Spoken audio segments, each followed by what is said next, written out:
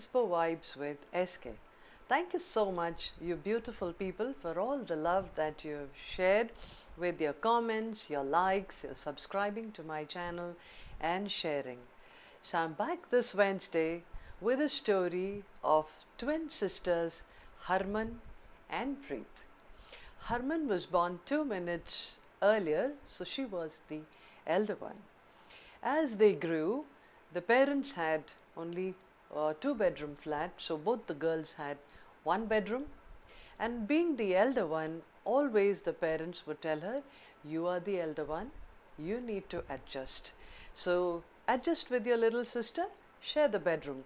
So Harman would quietly take one side of the bed and offer the rest to Preet. Preet would look at that and prefer to sleep on the floor where she had more space. As they grew, their pants grew shorter. Both of them looked at their mom and said, "We need new trousers." And mom looked and said, "We still have 3 months to go for Diwali shopping. Adjust." So Harman quietly carried on with those pants for 3 months, but not Preet. She took a pair of scissors, chopped off the trousers, and made them into cool shorts and flaunted them with fashion. They went to college. Both of them studied and went off for their first job. Both of them were offered a job which was low for their skill in terms of what it offered as well as the salary.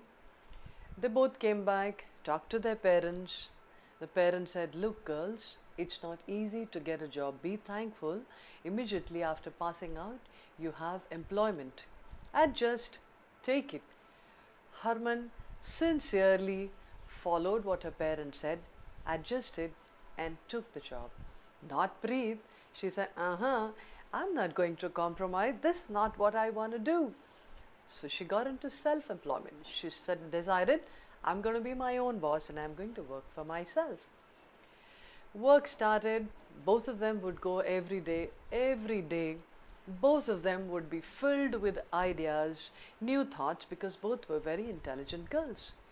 Every time Harman decided to table her ideas, proposed new thoughts, new ways of doing things, because she was also filled with fire in her belly, her boss would look at her and say, "For so many years we've been doing things like this and I think we've done very well. Oh, so you're going to tell us what to do." And because the boss was insecure, the boss was not comfortable with her fire and with her energy and her new ideas and was close to experimenting, she would come back often and talk to her dad about the frustration she felt. And her father would say, "It's not easy to get a job till the time you find a better one. Adjust." So Harman every day would recreate herself, summon up all her energies of positivity and zeal and go back to work and adjust. While Preet, on the other hand, although she started small, started slow, she would choose the clients that she would work with, and those people were the ones who resonated with her ideas. So while she earned less, but she was happy because she was able to put all her ideas to practice and work with the people who connected with her way of thinking and appreciated her new ideas and her newness. So one day they were both going in a bus, and as usual, all buses in India, all public transport, not only the seats but even the passages are packed with people. And there came another lady. These two sisters were sitting and she said, "Can you make space for me? I'd like to sit down. Adjust, please." So Harman quietly shifted in a seat of two people. She shifted and made little space for this lady who wanted to sit. But not Preet. She looked at the two of them as if they were both encroaching on her private space, and then looked out of the window and she saw one of her classmates going on a bike. She hailed out to him and said, "Hey, pull over." Got up from the seat, told the conductor to stop the bus, got down and hitched a ride on the bike, and she said, "Go on, you adjust. I'll see you later." And life went on. Harman was the blue-eyed of not only the parents but everybody in the family. Oh, she was such a wonderful girl, always listening to everyone, always sensitive to people. She was often called the potato, which would blend with any vegetable, blend with any dish, and add value to that dish wherever the potato was added. And Preet, she was looked at, oh man, this is like a stubborn thumb. She has too strong a mind, and always her mother would look at Preet and shake her head and say, no, no, this girl of mine is going to get into trouble. Whenever they would try and tell her, Preet, why don't you be like Harman? Why don't you learn to adjust? She would look at them and say, isn't one enough? Let me just be, right? And so life went on. Both of them spent a few years working, and then parents decided it was a good time for them to get married. They were educated, they had a job, they'd been working for a couple of years. High time the girls got married. So they found a nice boy who had a government job, good salary, and decided that Harman, being the elder one, would marry first. So Harman, although she didn't really believe in arranged marriage, could she say something to the parents? No. While she wasn't really ready for marriage, she wanted also to follow her ambition and her dreams. The potato that she was got married to the guy of their choice. Then they found another one who was a well-settled businessman, and they said, Preet, this guy has a well-settled business, combine yours with him, this will be a successful formula. She said, excuse me, if I need a business partner, I'll find one. If I need a financier for my business, I'll find one. I don't need to get married simply because I need to settle down, it's time to, or I need somebody who will add to my business. I'm going to marry for love when I feel like it, that this is the person I want to spend my life with. Both parents by then, I think, had gotten very used to her way of being and almost like given up. Parents shook their heads and said, sure thing. Harman got married, had a couple of children. Preet went on, built her business, became somebody to reckon with, lot of recognition and rewards, and finally found somebody that she wanted to marry. And a huge relief for the parents to see that Preet got married. On their 50th birthday, the twins decided they would meet and have a lunch together without anybody else. So both of them met at that favorite childhood restaurant and looked at each other and smiled. So Harman was looking at Preet with a sense of longing, with a sense of having missed the bus somewhere, the sense of as if the time had gone by and all her dreams were still left unfulfilled. Oh, there was so much that she wanted to do. There were so many things that yet needed to be explored and discovered.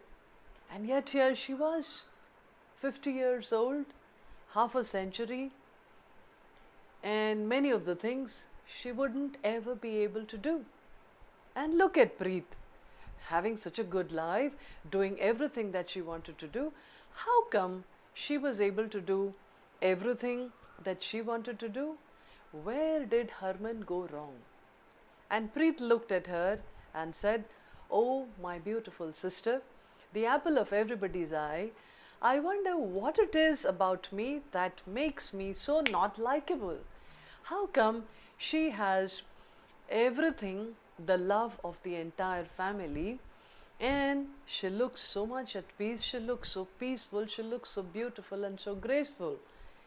And then both of them spoke. Harman asked her, Preet, what's the secret of your happiness? Why do you look so contented with your life? And you know what Preet said? She said, every time anybody told us to adjust. You quietly did what everybody expected of you to, while I heard it as adapt. So I would take the situation and the obstacles and every conflicting needs between my needs and what the situation demanded, and I would mold it the way I wanted it to. And that's where lies the difference between adjustment and adaptation. So you, Harman, were always the good girl, the responsible girl, the apple of everybody's eye, the potato that brings value and blends into everything. And I was like the black sheep, probably, the headstrong one who always had her own way, who always thought and believed and held on to her beliefs. So it's not a question of what's right and what's wrong. It's a question of approaching the conflicting needs in our lives. It's about our attitude of dealing with situations. Are we going to give up ourselves, our desires, and our identity in order to please people and be looking good and be called, oh, what a nice person? Or are we going to adapt to the situation and turn it around to find an opportunity or an advantage? That's the question I'm going to leave all of you with. It's for you to decide, do you want to adjust please all your life, or do you want to adapt and transform every challenge into an opportunity to shine, to do better, to do more, and follow your heart? So with that, that's what my story today was about Harman and Preet. I hope you enjoyed listening to it as much as I enjoyed talking about it.